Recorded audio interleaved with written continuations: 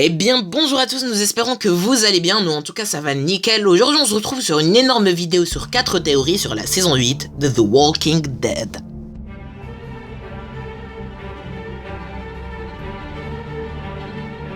Bien sûr, si nos théories et nos analyses critiques vous plaisent, vous pouvez ne pas hésiter à déposer un like, à nous dire ce que vous en pensez et surtout les amis à vous abonner. C'est parti.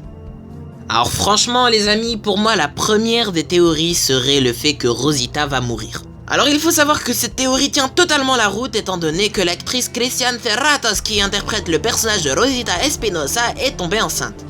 Le fait est qu'il en résulte deux options. La première serait qu'il lui trouve un amant et que par je ne sais quelle pirouette scénaristique, le fait qu'elle soit enceinte soit rendu plausible. La deuxième solution serait qu'elle meure tout simplement, ce qui ne devrait pas être très compliqué à mettre en place étant donné que la tonalité de la saison 8 s'annonce que plus que belliqueuse et violente. On sait par ailleurs qu'après la mort d'Abraham, eh bien, elle a totalement disjoncté, elle avait quasiment des tendances suicidaires car peu lui importait de mourir prétextant qu'elle avait perdu sa raison de vivre. A mon avis, elle devrait sûrement trouver la mort dans une tentative désespérée de tuer Negan. Dwight va probablement être du côté de Rick lors de la prochaine saison. En effet, à la fin de cette saison 7, nous savons que Dwight a l'envie de détruire le Sauveur. Vu que son amante s'est enfuie du sanctuaire, Dwight n'a plus rien qui le retient près de Negan. Par ailleurs, à la fin de la saison 7, Daryl trouve le soldat que Dwight avait sculpté, sur lequel est écrit « I do not know », ce qui montre et prouve sa sincérité et sa loyauté. La troisième théorie que nous avons à vous annoncer, c'est en effet que Eugène va détruire peu à peu les Sauveurs. Je tiens d'abord à vous préciser que les théories que moi j'avance, tout simplement, elles sont vraiment purement fictives, c'est-à-dire que c'est moi qui les ai inventées, et elles pourraient vraiment se dérouler pendant la saison 8, donc j'espère que vous me direz ce que vous en pensez dans les commentaires. A mon avis, Eugène y joue un double jeu. Ce qui me fait dire ça, c'est tout simplement une affection apparente qu'il conserve à l'égard de Rick et de son groupe. Il semble fortement profiter de la situation et son dévouement envers Negan paraît total. Pour appuyer ma théorie, je vais mettre en évidence le jeu d'acteur époustouflant d'Eugène. Alors il faut savoir que dans les précédentes saisons, notamment dans la saison 4, on a vraiment eu affaire à un Eugène qui prétend détenir le remède contre le virus et tout ça rien que pour survivre. Son bluff au niveau linguistique est totalement impressionnant et me laisse sans voix vu qu'il arrive à nous embrouiller très facilement.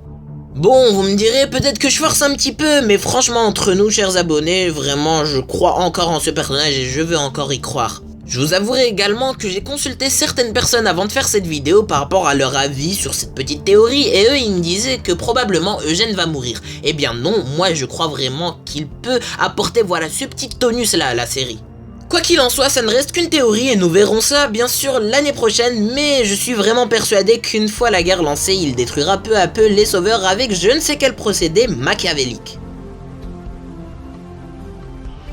Attention, là ça va être du très lourd. Et si le royaume ne finirait tout simplement pas par tomber à cause de cette révolte face à Negan? Nous savons que toute prospérité dans The Walking Dead est éphémère, par exemple la ferme ou encore la prison. Et pour détruire un royaume, il faut tuer le roi, Ézéchiel. Nous savons que dans les comics, le roi Ézéchiel finit par mourir. Mais le fait de penser à sa mort doit nous faire penser à quelqu'un. Shiva, sa tigresse protectrice. Si son maître meurt, cela signifie que la belle bête connaîtra le même sort. Sur ce, c'était les chroniques MA, on espère vraiment que la vidéo vous aura plu, si c'est le cas n'hésitez pas à mettre un énorme pouce en l'air, ça nous avancerait sur YouTube, et à vous abonner bien sûr si nos vidéos vous plaisent. Sur ce, c'était nous, on vous dit à très bientôt pour une nouvelle vidéo, ciao.